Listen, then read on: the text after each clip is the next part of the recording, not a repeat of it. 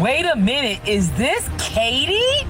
Is this Katie on the boat with Warren and the rest of the boys while they're being towed? All right, so according to one of the original MDMR reports, Captain William Freeman called the Master Sergeant and told them to locate and interview a female subject. And that's how we get to this girl, Lainey. Now, this has always bothered me because I'm like, why is Lainey's name in this report? Why was she brought up at all? Especially since, according to Lainey, she hadn't seen Nolan in over a year and was on a completely different island. So it never made sense to me. And then it effing hit me. So according to this report, on July 5th at 9 a.m., assistance was requested from Captain Freeman as part of the drone search. Freeman was transported to Horn Island, and at approximately 10 a.m., he tried 3 failed launches. It ended up being a software error, and he was unable to fix it in the field. So then at 10:30, Freeman requests that Smith come out and assist with drone duty. Freeman and another officer went and picked up Smith and transported him to Horn Island. But by 12:40, the first drone finally takes flight. Now, wait a minute. If Freeman was out on Horn Island trying to do this drone launch, had to call in assistance, go and get that person, bring them back to Horn Island, then when the F did he get this information about Lainey? Oh, wait, I have an idea.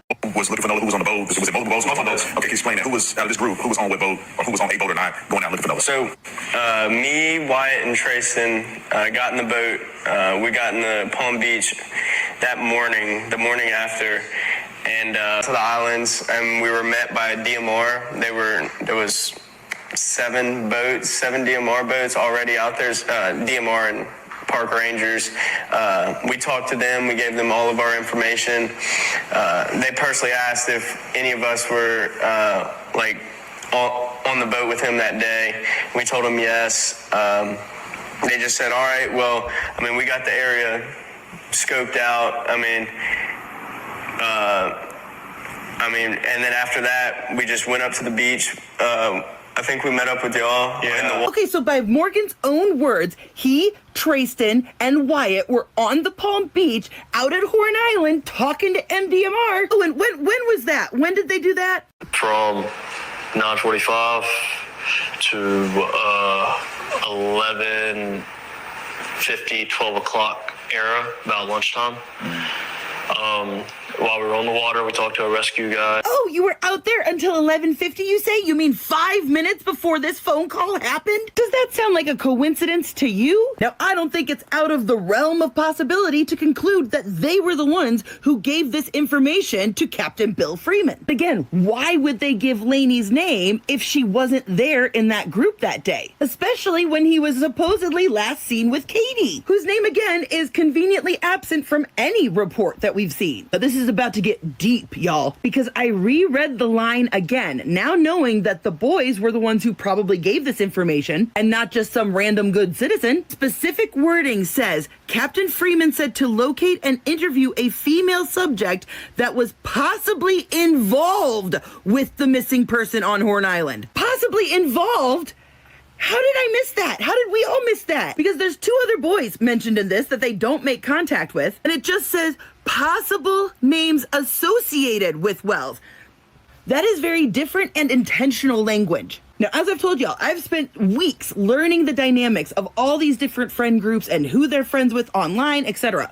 Now, this is Lainey. Now, most people have clocked this picture where Lainey is with a girl who is wearing the same swimsuit last 4th of July as the one that is on the boat with Katie. I'm going to try and do this in the easiest way possible. I have narrowed down the BFF group with Lainey and these girls. All of these girls have called each other their best friends and taken pictures with each other at some point or another. Now, none of these girls are friends with any of the Wyatt Warren friend group. All of them are friends with Tristan and Tristan's sister. Tristan's sister has best friend picture relationships with all of these girls. It's very clear that this is a core group of friends. There's group pictures with them, they've lived together, etc. Now, Kendall is the one in the blue and red bikini in this picture. But I found another picture of Bailey and Maggie here from last 4th of July wearing the exact same red and blue swimsuit that Kendall was wearing. So it's pretty safe to say that these girls coordinated all wearing the same bathing suit. Also found this picture of Lainey from 2 4th of Julys ago wearing this bathing suit. Does it look familiar to anybody? That's right, that is clearly the same bathing suit from the boat with Katie, with a face that's conveniently been blurred. Now, do we think it's a coincidence that 2 swimsuits associated with this friend group all ended up on the same boat as Katie? I'm gonna say the chances are slim. Now, Kendall seems to have a longtime boyfriend. And guess what his name is? Jacob Brooks, which is the second name that comes up on this report. And guess who seems to be Lainey's longtime boyfriend? Drew Johnson, the other name on this report. Now, Drew, unlike all of these people over here, Drew is friends with the Warren Wyatt friend group. Also the only one out of this entire group that is Facebook friends with Nolan. If this was the boys telling this information to the captain, why were they saying that their buddy's girlfriend was possibly involved with Nolan? And why would Trayston be snitching on his sister's friends like this? Now wait, one of Katie's BFFs, Nevaeh, is friends with a Caden McGrath. Caden is friends with 0 people from either group except for Nevaeh, as far as I can tell. Caden is somehow related to a Joe, who is frequently advertising on his page for the Biloxi Bay RV Resort. The one that I was saying that according to the GPS coordinates looks like they may have dropped somebody off at. So in my opinion, Joe is clearly somehow related to the Marty McGrath, who was the one who apparently took all these people on this boat, including Katie, when this friend group was supposedly left on this island. And I feel like that language is really important and overlooked because left makes it sound like your ride left without you. Now, according to Joe's LinkedIn, he is IT for the Ocean Marine Group, which is owned by Jerry Adkerson. Aiden is also the only person I can find who is friends with Captain Chris Seth Ward, the son of Chris Ward, who was called by Jerry to cancel the sea tow allegedly on his private line before the sea tow call was even finished. I also found a very weak connection through social media between Lainey and a girl who is in the same sorority as the girl who threw the party, Ava, allegedly threw the party. So what if Trayston's slick comment wasn't about Katie at all? Because I don't know about you guys, but we have seen absolutely 0 proof that Katie was actually out there with them. They have kept the story hyper-focused on Katie, and no other girls' names have really gotten out. But if Katie has been the red herring this whole time? I don't know. I'm still trying to piece through. I'm still trying to figure it out because there's clearly a chunk that is missing out of this story. Like, I think Lainey is a red herring too, don't get me wrong, because I don't see these boys like freely offering up their motive or anything. But it sounds like maybe this Lainey girl was involved with Nolan behind her boyfriend's back at some point, and they tried to use that. Katie has dry snitched, y'all. Here we see Katie's Snapchat where she's wearing a teal swimsuit, and she's with a girl in a blue and white striped swimsuit. On this video of the 3 boats, you're gonna see a girl in a blue and white striped swimsuit right here on Bart's boat, and right next to her with the same long wet hair is a girl in a teal swimsuit on Bart's boat. Make sure you have your brightness turned all the way up because here we have Katie in a teal swimsuit, and look at her head. She is wearing a white hat. Oh look, the video of the boat getting towed.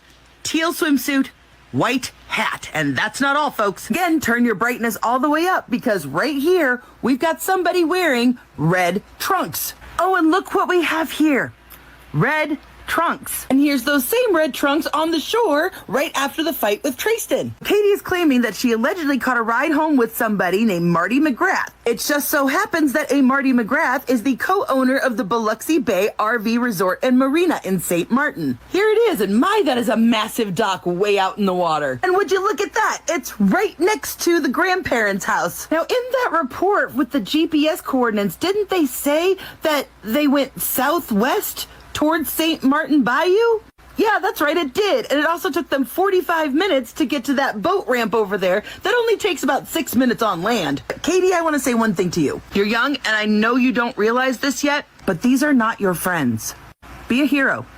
Do what's right. This is the boat, and this is the footage that he says was taken and captured during the sea tow call when they were out in 31 feet of water.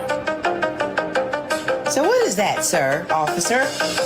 Why are we having shadows in 31 feet of water?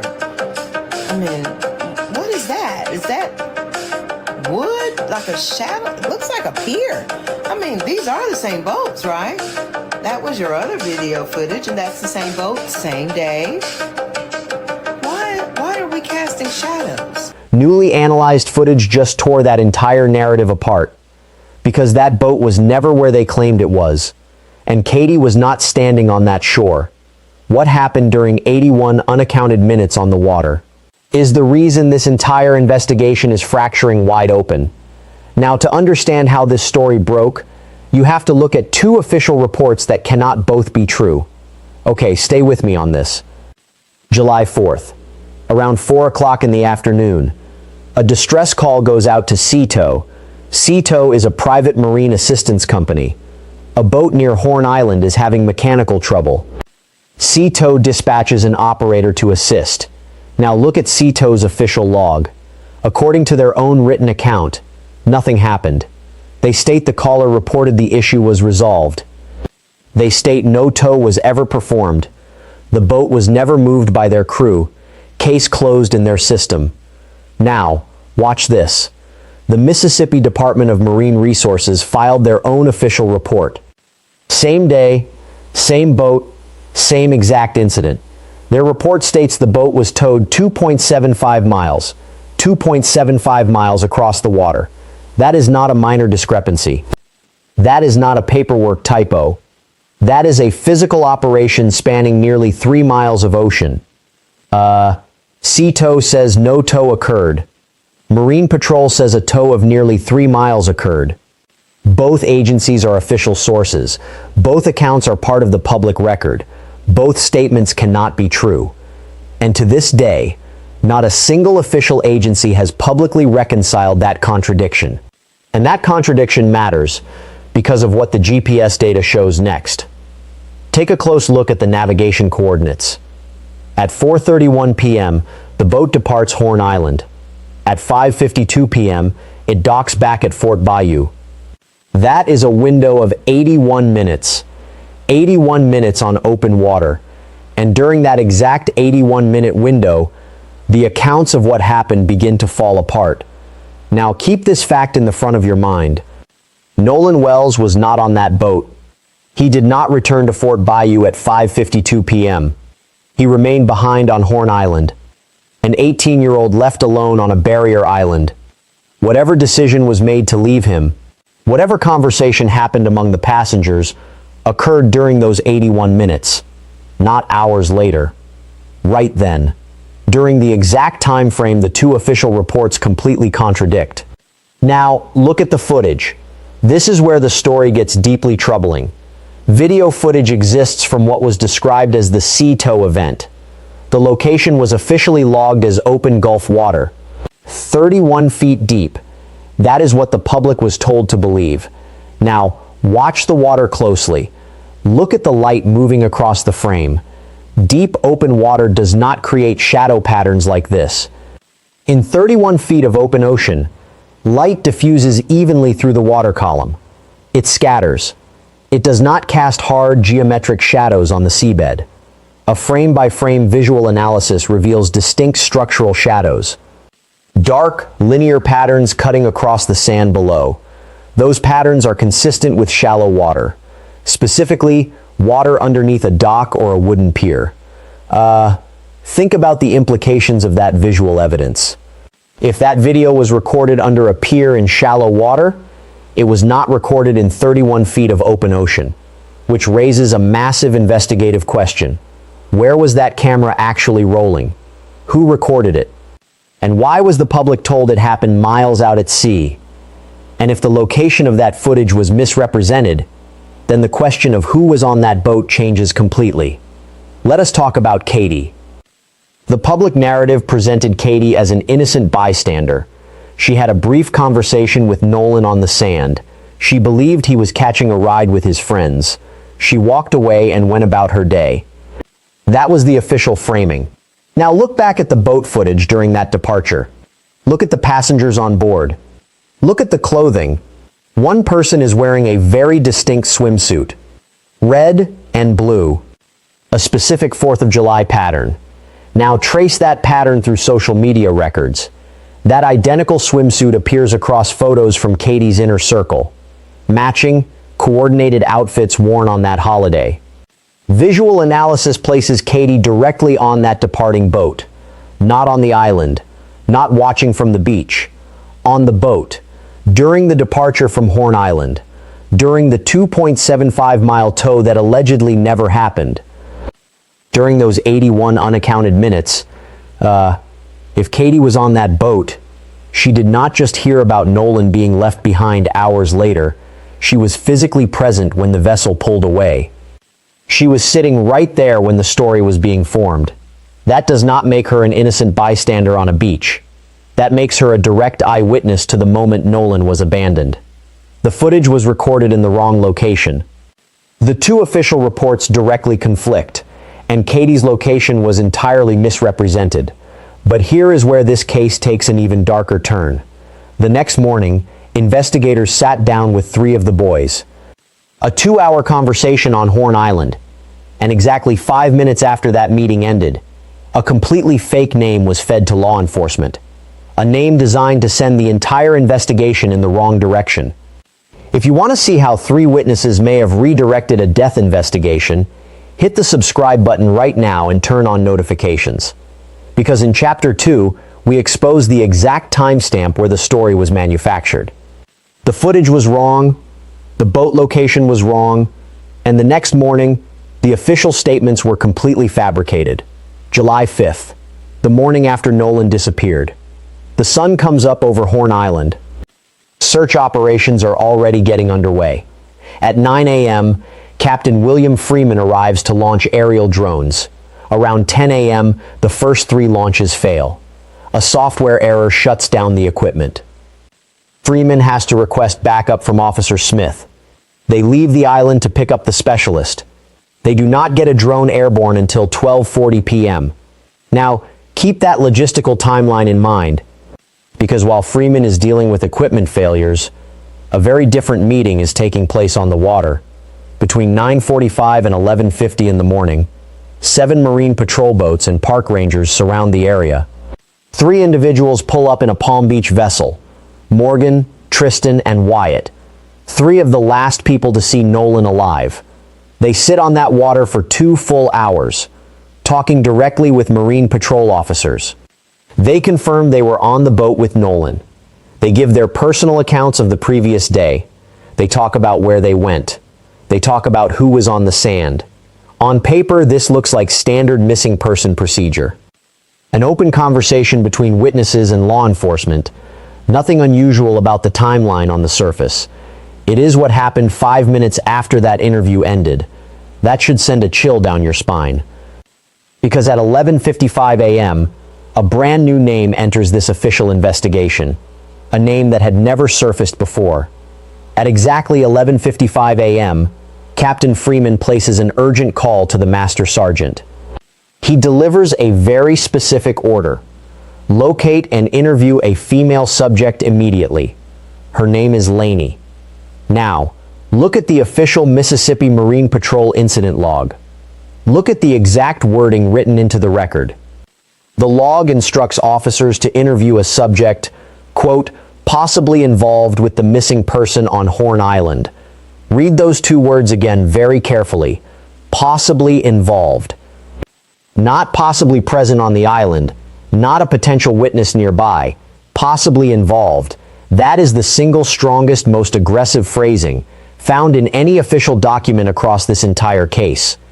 2 other young men are mentioned in the same file. Their entries are logged neutrally. They are listed merely as possible associated names. Standard, procedural witness language. Lainey gets labeled as possibly involved. Now look at where Lainey actually was that weekend. Investigators drove straight out to her residence. They questioned her directly about Horn Island. And what did they discover? Lainey was not on Horn Island on July 4th. She was miles away on a completely different barrier island, surrounded by an entirely different group of people. She had not seen Nolan Wells in over a year. She had zero connection to what happened that afternoon.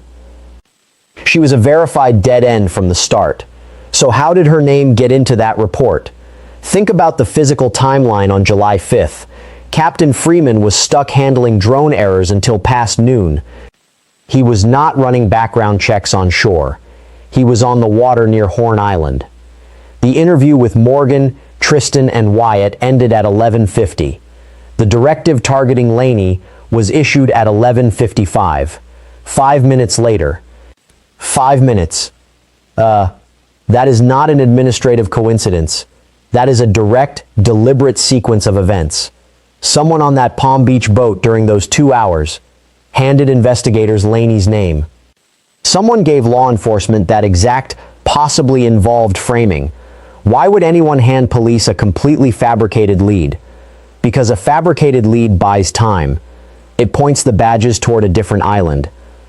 It points the spotlight toward an innocent girl. And it pulls every investigator's attention away from that boat, away from the 81 unaccounted minutes on the water. 3 witnesses sat with investigators for 2 hours. 5 minutes later, an official wild goose chase begins, and the real questions about Nolan Wells get buried. If this case matters to you, if you want to see what happens when this evidence reaches the grand jury, hit the subscribe button for Detective Crime Hour right now. Turn on notifications so you never miss a development. We stay on top of the hard forensic files. We deliver the documented facts when official answers stall.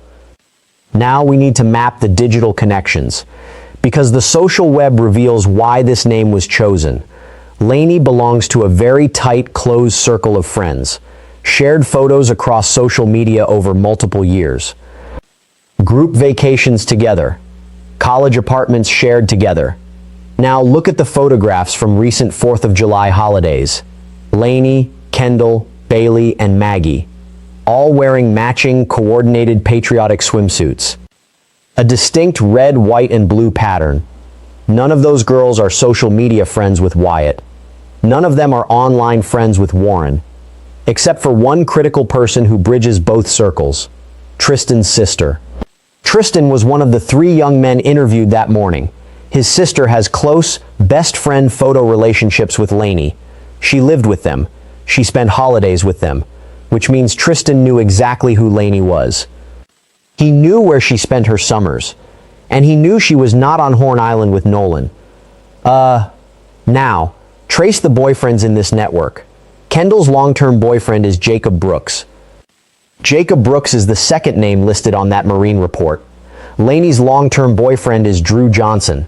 Drew Johnson is the third name listed on that document. Unlike the girls, Drew is direct friends with Wyatt and Warren.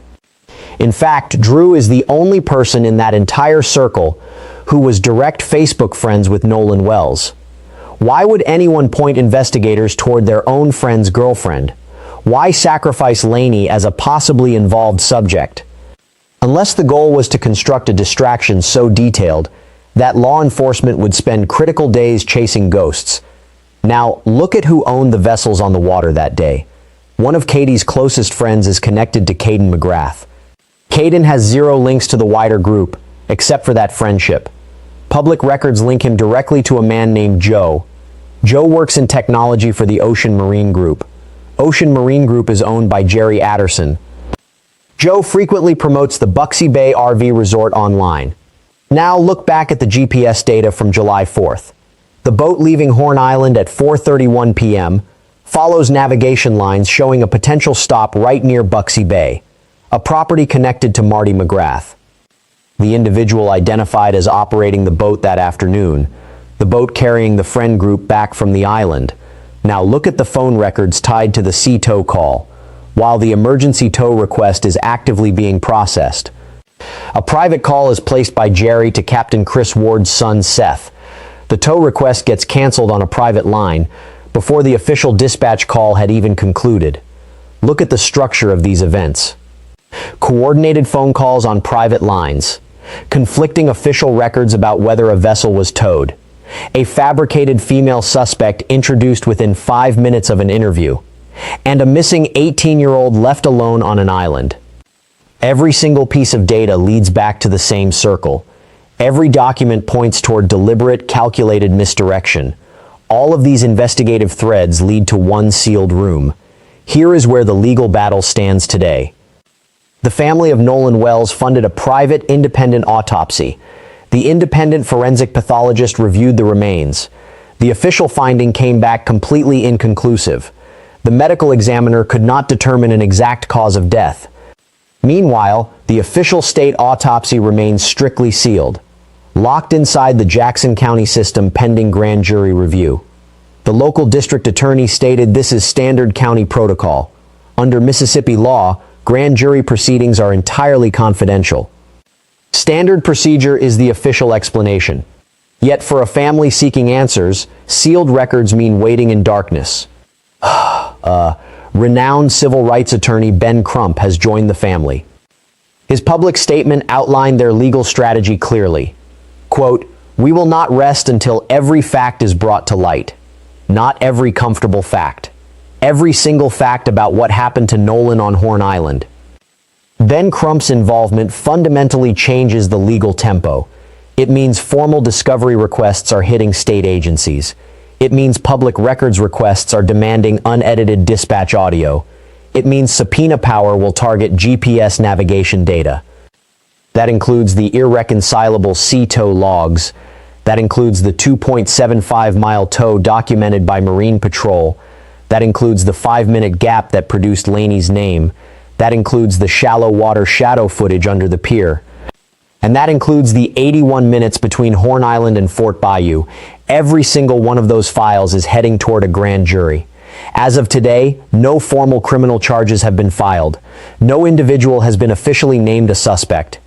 The investigation remains active and ongoing on paper, yet the original narrative provided to the public has completely unraveled. The people who established that early story are running out of room to maneuver. A grand jury will soon review the sealed state autopsy. Marine Patrol and Sea Tow will have to explain their contradictions under oath, and the camera footage will face rigorous forensic examination. When those official findings are unsealed and presented in court, Detective Crime Hour will break down every single document, frame by frame, timestamp by timestamp. Hit the subscribe button right now and turn on all notifications. When the grand jury reaches its conclusion, we will release the update immediately. You will see the official records the moment they are made public. Nolan Wells was just 18 years old. He had his entire life ahead of him. He went to Horn Island on the 4th of July to celebrate, and he never returned home to his family. The story told on day one claimed he was forgotten by accident. The digital evidence shows coordinated moves on land and water. 81 missing minutes. A fabricated witness entered into police logs, and video recorded under a pier instead of open water. Katie's secret is not whether she saw Nolan on the beach. It is what happened on that boat while returning to shore. And the newly uncovered evidence places her right there. The camera footage does not lie. The navigation data does not lie. The official timestamps do not lie. Only the people on that boat still can.